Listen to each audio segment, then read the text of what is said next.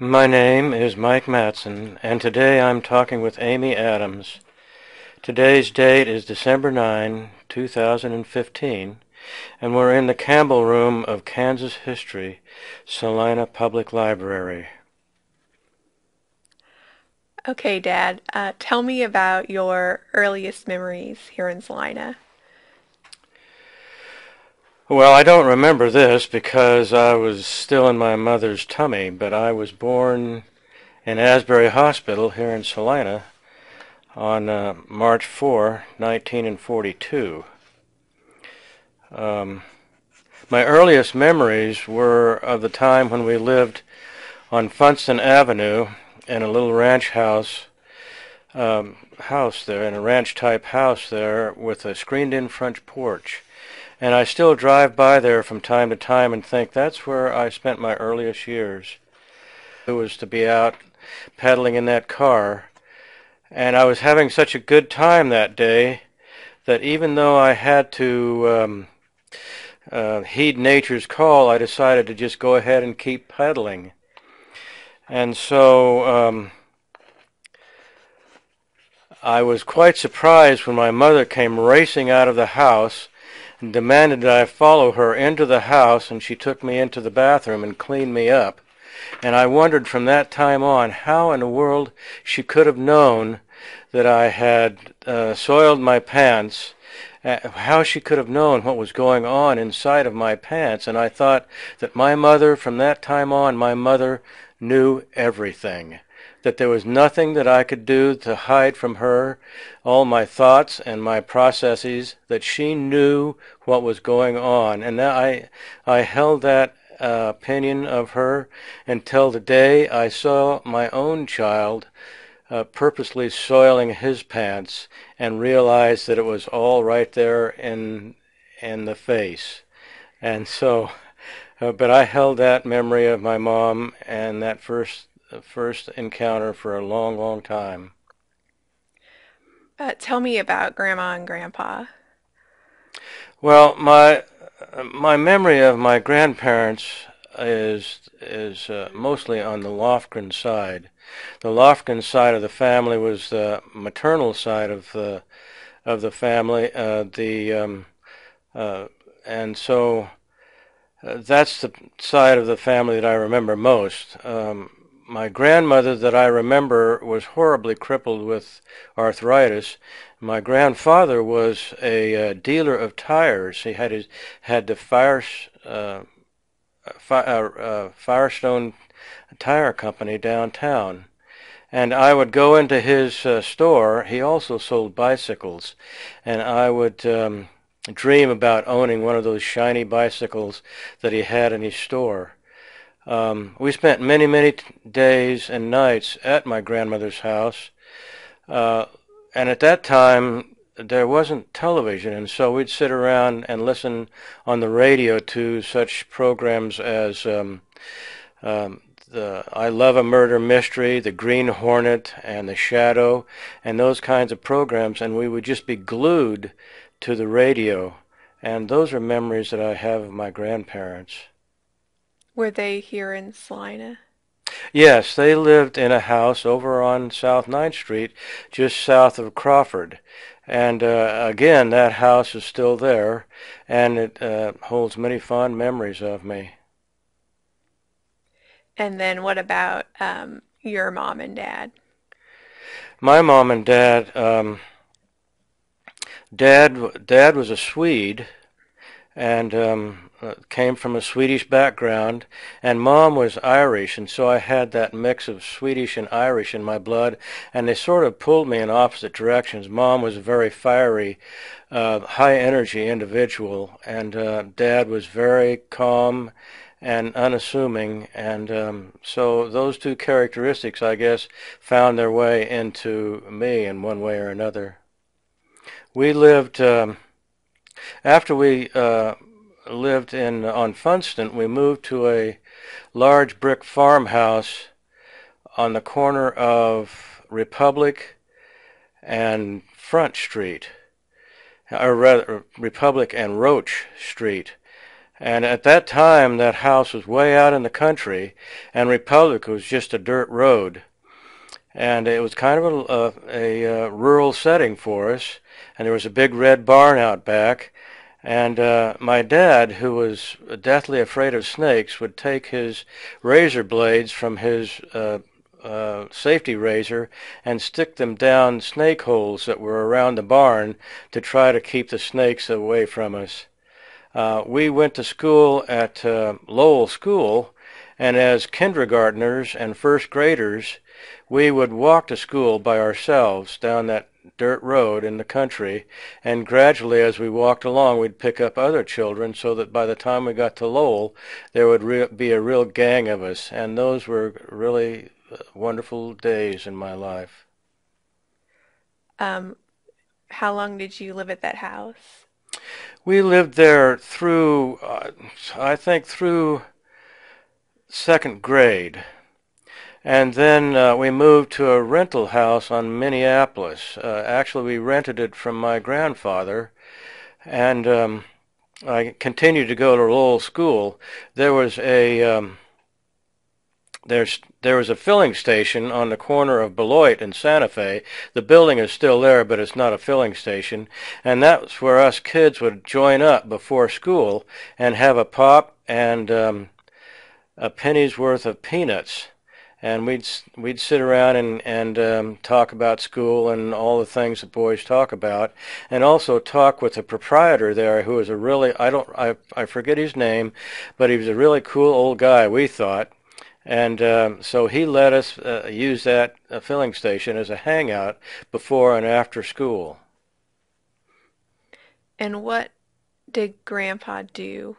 Your dad. My dad was originally, when I was very, very young, he was a grocer and had the grocery store called Wheat State Grocery, and it was on the corner of Crawford and Ninth Street on the northwest corner. That building has since been torn down. But later on, he started up the Mattson locker plant, which is now the Smoky Hill Meats. And he started that, and he was a butcher by trade, and this was before a lot of people had uh, uh, frozen food lockers in their houses, and so they would rent locker space at his locker plant to keep their frozen food in. And usually they would buy beef by the split quarter or in large quantities and store the meat there at the locker plant. And Dad did a good business out of that locker plant for many, many years. After that, he went into real estate and was a real estate broker until and a little after the time that the base closed here in Salina, and the real estate market just really took a dive, and so he wasn't able to make it in real estate any longer, and had to go on the road and as a traveling salesman. How old were you when the base closed? The base closed in '64, I believe, and so I would have been I would have been living in Chicago at that time, and I was probably 22 or 23 or so. And I'd chosen to go to Chicago to DeVry Technical Institute to get an education in electronics. And I graduated from there and came back to Salina and worked oddly enough, with my education in electronics, I worked at Ashton's food market for a number of years until I kind of got my bearings, and I kind of wanted to stay in Salina and work here, but there just weren't any opportunities. The town was suffering from a real recession because of the close of the base. And so I eventually moved to Colorado, to Colorado Springs, where I did find employment in the electronics industry. And there, in Colorado Springs, is where I met my lovely wife of 48 years. So do you remember how the town changed when the base closed? Did the population drop a lot, or? Well, the town's population was really swelled by the base, and there were a lot of kids in school whose parents were stationed at the base. And at that time, the town's population, including the base and all the personnel involved, was about 45,000. And so it was then about the same size population-wise as it is now. But in between, it really took a blow, and the population really dropped off. I think, in retrospect, maybe the best thing that happened to the town was the base closing. Although it was really painful for many years, I think the closing of the base really diversified the Salina economy in the end. And with the transfer of the base to the city, the enterprising people in Salina really made the town blossom with the industrialization of the base. When I was going to school at Lowell, we had such an overflow of kids from the base that we had to have an overflow class at the old Washington High School building. The Washington High School building was just outside of Oakdale Park on Mulberry Street, Mulberry and 3rd and 2nd, in that block right there. It was the original high school building. And at the time, the top school, this was in the 3rd grade, to Washington High for our 3rd grade classes. And I remember one winter, it had really snowed deep. Our bus driver's name was Shorty, and to this day I remember that name, and I don't know why, but I do. But he was kind of a adventurous type fella, and we all thought he was pretty cool, us 3rd graders. But it was really snowed really deep that morning, and he was driving, came around the corner on the corner of Prescott and 5th Street and slid into the curb with the bus. The big bus slid into the curb and got stuck. And so Shorty had all of us 3rd graders get out of the bus and go around behind and push the bus out of being stuck. Now, if that would have happened today, I just can't even imagine the uproar in the papers and the lawsuits and everything else.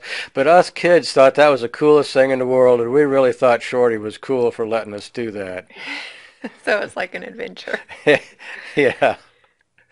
So, and of course, we were up for anything that would help delay us from going into class in any way. So that was really cool, we thought.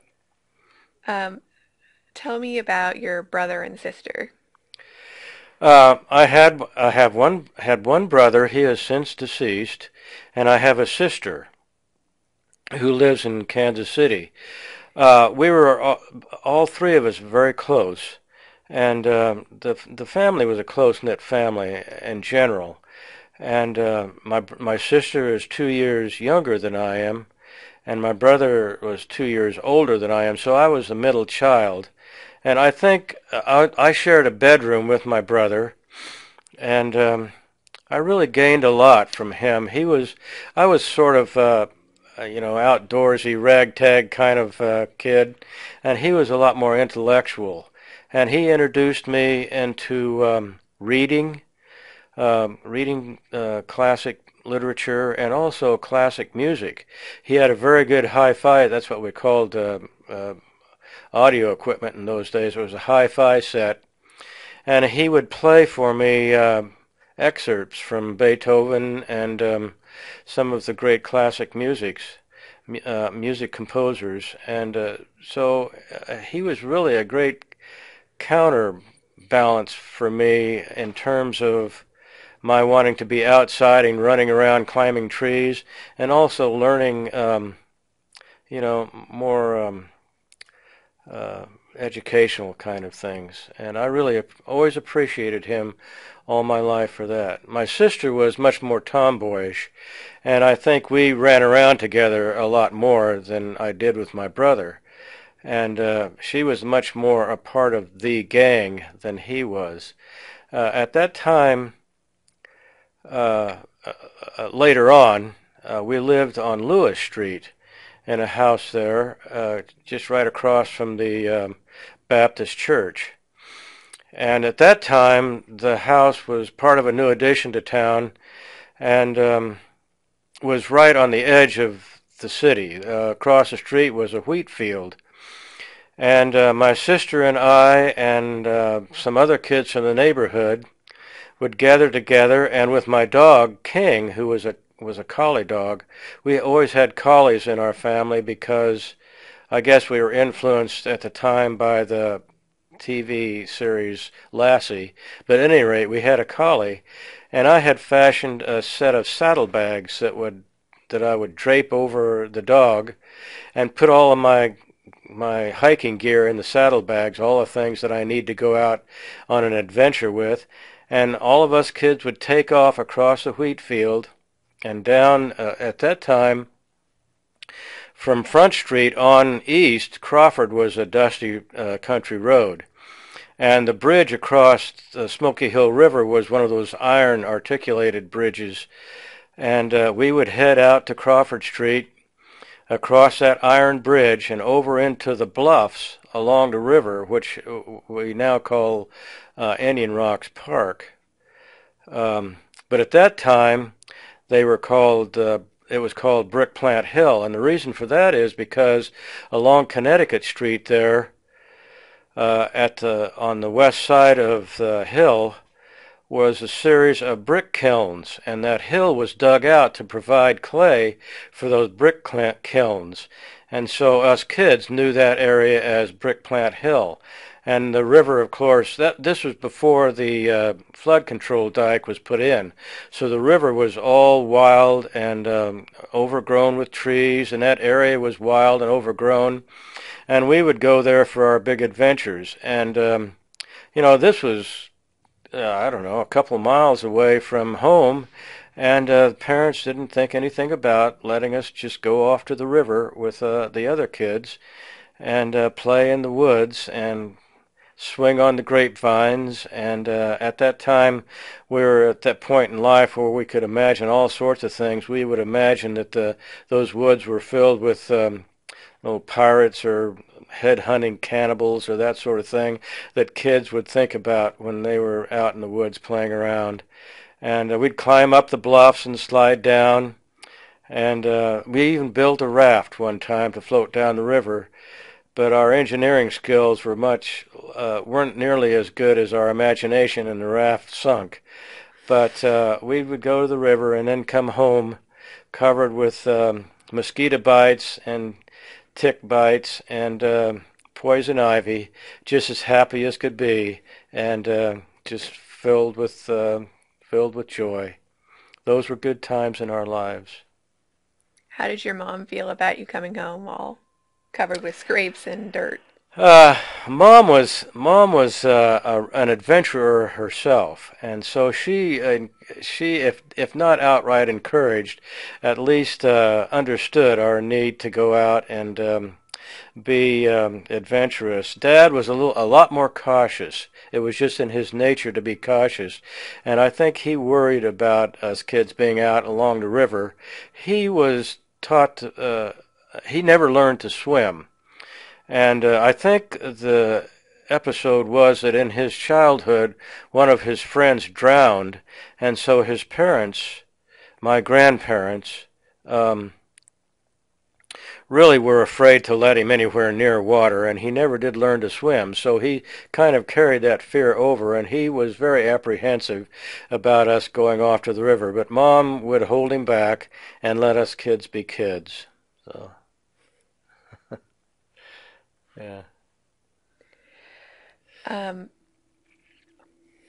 We went to school at Roosevelt-Lincoln High School, and we would ride our bikes from our home on Lewis Street across town through Oakdale Park to Roosevelt-Lincoln High School, junior high, and Again, it was a ride that nobody thought anything about. It was a different time and a different place in those days. It was a time when if you went down Santa Fe, which was downtown, there wasn't any mall. The town ended at Cloud Street on the south, at Wesleyan. That was the end of the town.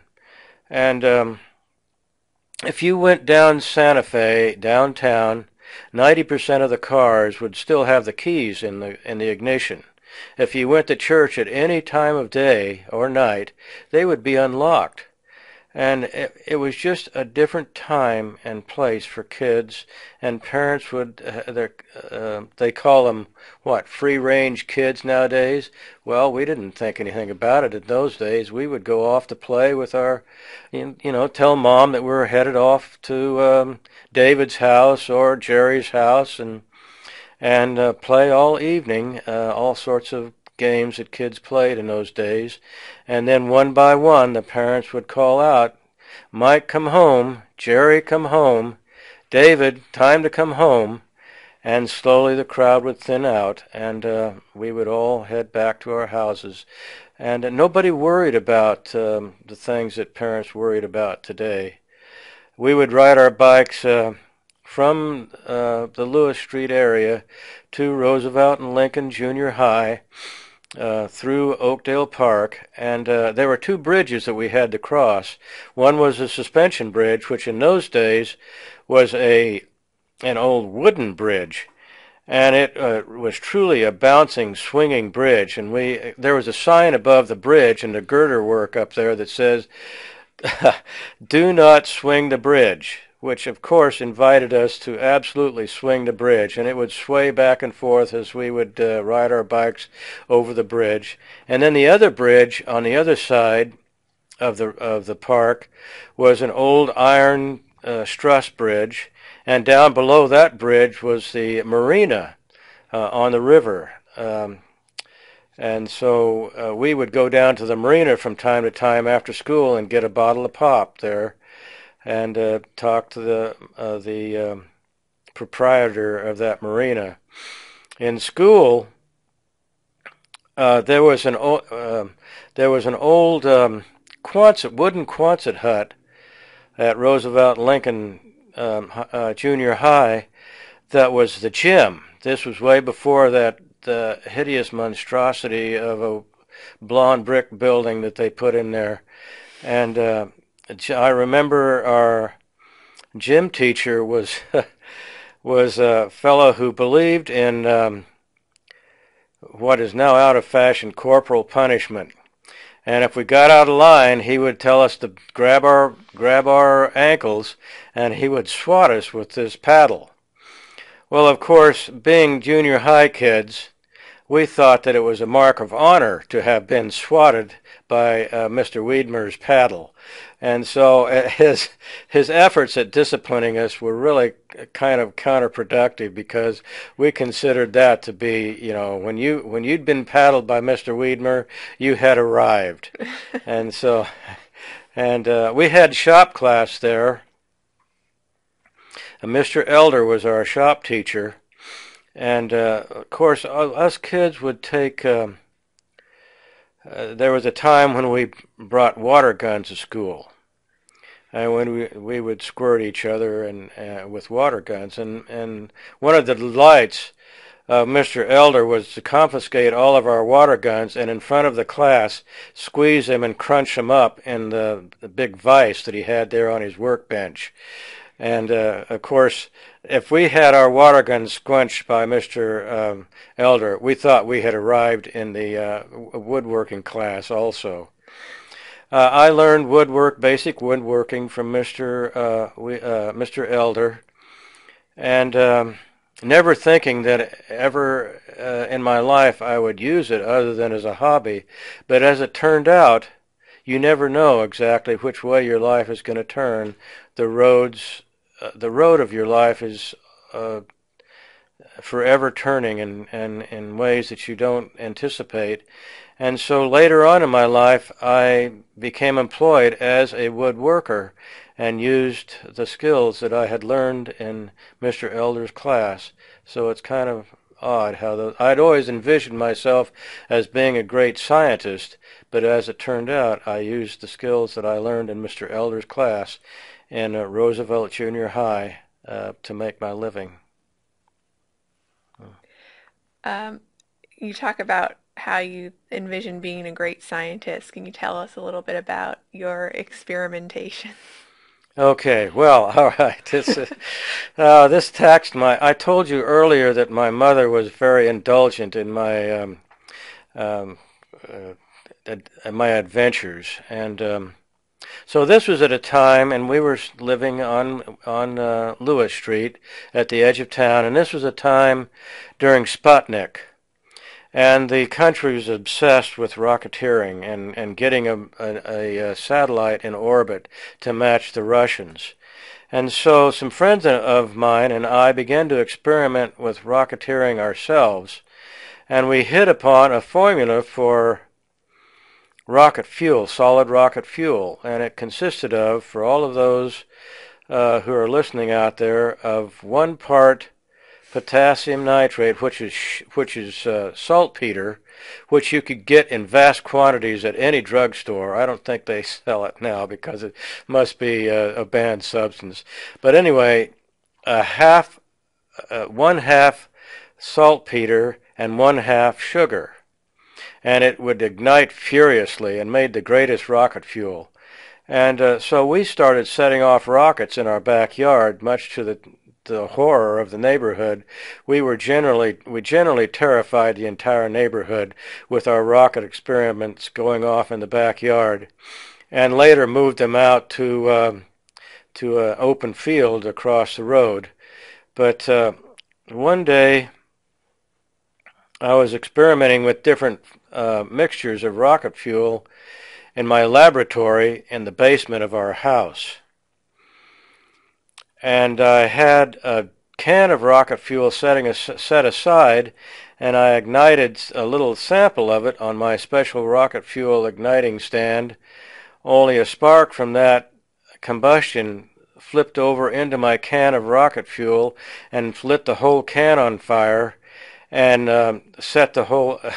filled the whole house up with smoke. This was in the winter time. Well, it was in March, and it was very, very cold outside. The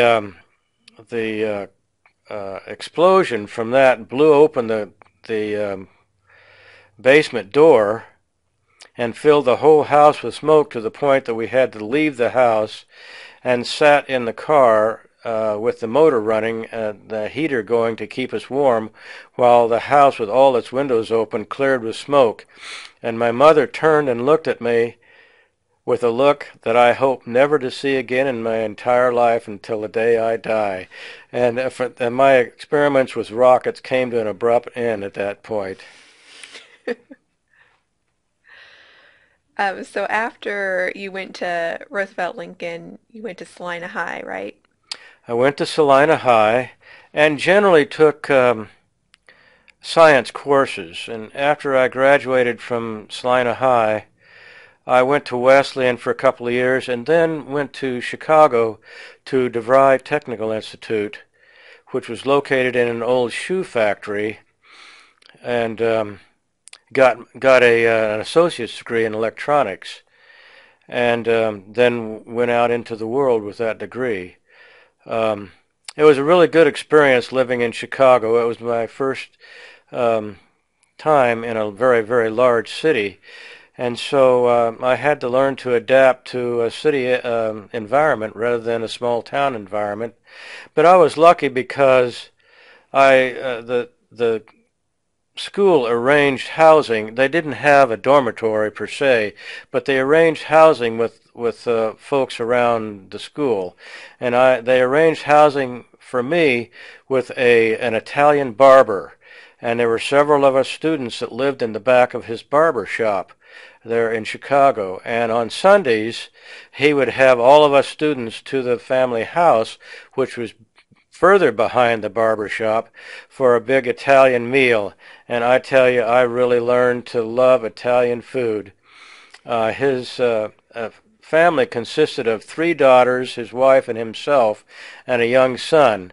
And I also learned to talk very loudly because in that household, at any rate, the Italians didn't just talk, they yelled at each other across the table. They weren't angry, they just yelled, and they yelled a lot. And so I learned to make myself heard in that environment. But boy, the food sure was good, and it was just a great experience for me to be with other kids from all over the country, living in the back of this barber shop and going to school in Chicago. Let's skip forward a little bit and tell me how you convinced Mom to move from California to Kansas. Okay, well, I met your mother in Colorado, in Colorado Springs. She was working in the same factory that I was working in, and we soon became acquainted. She was working in the same department, but on a different shift. I was working the night shift, and she was working the day shift, but we would pass each other in the morning as she came to work and I left from work. And we slowly developed a romance, and it blossomed, and we got married in Colorado Springs. Shortly after we were married, we moved to Boulder, Colorado, and this was in 1967. And it was at a time of great transformation in the country, and Boulder was kind of the epicenter of that. It was called Berkeley East or something like that, or Haight-Ashbury East, and it was kind of the hippie town. And so we sort of gravitated into that community there in Boulder.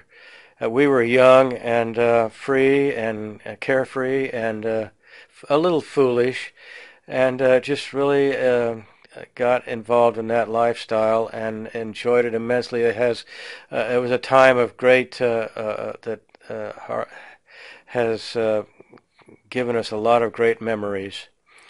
But I was always sort of kind of the adventurous type, and so I hit upon this scheme of building a great sailboat and sailing around the world. As I had mentioned earlier, we were free, we were carefree, and thought we would be young forever. And so from Boulder we moved to the San Francisco Bay area to a little town on an island called Alameda, an island just off the Oakland shore. And we began building our boat. It took us about 7 years to build that boat, and for the last couple of years, while we were building it, we lived on it and then sailed it in the bay and outside the bay along the coast a little bit. We really, that was a great time in our lives. Again, we were young and foolish and had a great set of friends from the marina where we built our boat, and just really enjoyed that time in our lives. While we lived there, my mother passed away, and so we came back to Salina for the funeral, and it was during that time, I think, when our first son was conceived. And so we decided after Penny became pregnant that our dreams of sailing around the world would have to be postponed for a while. There were other people who had done extensive sailing with young infants on board, but we just didn't want to try to have to do that. And so another one of my big ambitions was to be a farmer. I had been an electronic engineer. I'd been a mountaineer in Colorado. I'd been a sailor in California. And so I thought the next obvious and logical step would be to be a farmer. My sister was living in Salina at the time and working for Jerry Knowles Realty, and he listed a farm for sale that was out west of Salina on the Ellsworth-Saline County line. And so she called me up and informed me of the availability of that farm. So our boat was sailing at that time and pretty much complete. And so we put it up for sale and found a buyer and sold the boat and decided to move back to Kansas. Penny had said earlier that she was not any remotely interested in moving back to Kansas from the places that she'd been. Penny was a Air Force brat and had been all over the world and in many parts of the country and in Colorado and in California, and just didn't feel any exotic pull to Kansas. But Penny is one of these people who is a living angel and probably ought to be nominated for sainthood any day now, because she has put up with so much foolishness on my part, and she resigned herself to go move back with me to a farm in Kansas. And that began another episode in our lives. Josh, our son, had been born and was about a year old when we moved back to Kansas. And then a year later, you were born on the farm there while we lived on the farm. And so we had our little family there on the farm, Josh and you, Amy, and settled into the farm life, which we came to enjoy thoroughly, and which Penny found to be absolutely delightful, and was so glad to have moved back with us. One of the things that we enjoyed very much on the farm was, as a family, we would walk up to the hill at the sunset, the hill where our windmill was, hand in hand, and sit and watch the sunset. The farm was in the hills out there, the confluence of Mulberry Creek and three other tributaries were on that farm, and it was wooded and hilly and but had farm ground, and it was really a paradise on earth. It was our Garden of Eden there, and the kids spent many happy hours in the barn and around the farmyard and down on the creek and fishing and doing rural things that kids do. And it was a time in our lives that was filled with a great deal of joy.